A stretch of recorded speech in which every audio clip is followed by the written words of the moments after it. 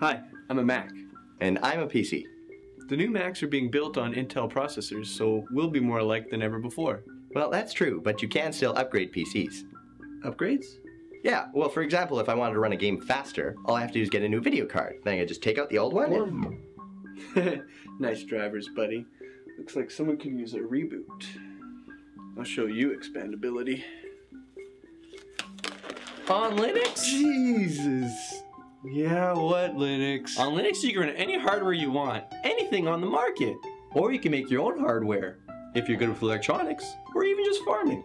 When you make your own hardware, though, you have to go with your own Whoa. drivers. I know it's a bit of a downer, What happened? but I particularly When did like dipshit that. get here? That's why I like Linux. You can get in there, Alright, let's... and you can tool around What's with with the the operating glove? system No, this? and let it work for you. Nothing. Because with your guys' computers, you work for the computers. Or you can find people on the internet that code drivers, and they get together and they can code drivers and make sure they're all compatible, and you really work off those groups of people. Because with Linux, you can tap into the limitless power of community. Plug and Play? How'd they know my street name?